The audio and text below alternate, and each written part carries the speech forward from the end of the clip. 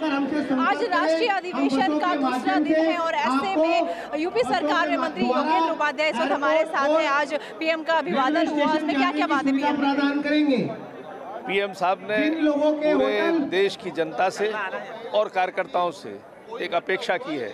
विकसित भारत निर्माण के लिए जिस तरह से प्राणपण वो जुटे हुए हैं, उन्होंने स्पष्ट कहा कि अब आम जनमानस को इसमें जुटना होगा।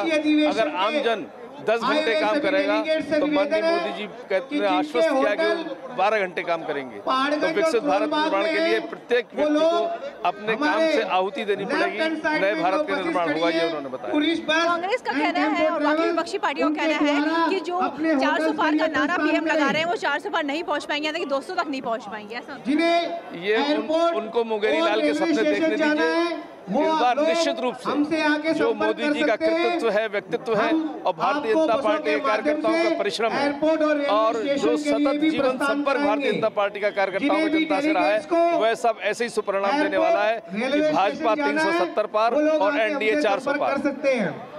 कांग्रेस के राष्ट्रीय अध्यक्ष मल्लिकार्जुन खड़गे का कहना है कि लोकतंत्र जो है वो खतरे में, लोकतंत्र नहीं बच पा रहा। उनकी सरकार आएगी तो फिर वो इसमें काम करेंगे।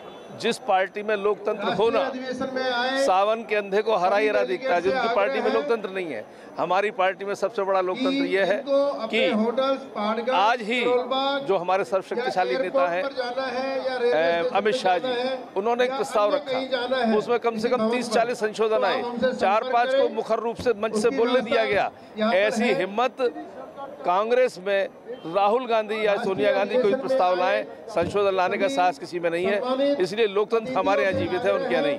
तो क्या लगता है ये वाला जो मूल मंत्र है ये वाला, तो ये काम करेगा लोकसभा चुनाव? निश्चित काम करेगा। उन्होंने आह्वान किया है कार्यकर्ताओं से कि 370 नए मतदाता बढ़ाना और प्रत्येक मतदाता से संपर्क हो और प्रत्येक लाभार्थी संपर्क हो। जो सरकारी योजनाओं का लाभ ले रहे हैं उनको भी विश्वास में लिया जाए और प्रत्येक मतदाता को देश के विकसित भारत बनाने में योगदान की अपेक्षा की जाए। फिर ऐसा देखा गया है कि जब 370 के पार का जो नारा दिया गया है भारतीय जनता पार्टी की ओर से, तो विपक्षी पार्टियों का कहना है कि क्या ईवीएम से सेटिंग हो गई है? देखिए, उनकी इंडी की भिंडी बन चुकी है, इसलिए वो ऐसे ही आरोप लगाएंगे। जहां वो जीत जाते हैं तब तो वो बताते नहीं है कि उनकी मशीन में सेटिंग हुई है। जब हारने लगते हैं तो उन पे एक ही आरोप है। इसका मतलब उन्होंने अपनी हार अभी से स्वीकार कर ली है। बहुत बहुत शुक्रिया आपसे बात करने के लिए। तो ये थे हमारे साथ यूपी सरकार में मंत्री योगेंद्र उपाध्याय। मुंसिफ टीवी के लिए गुलिश आदिल।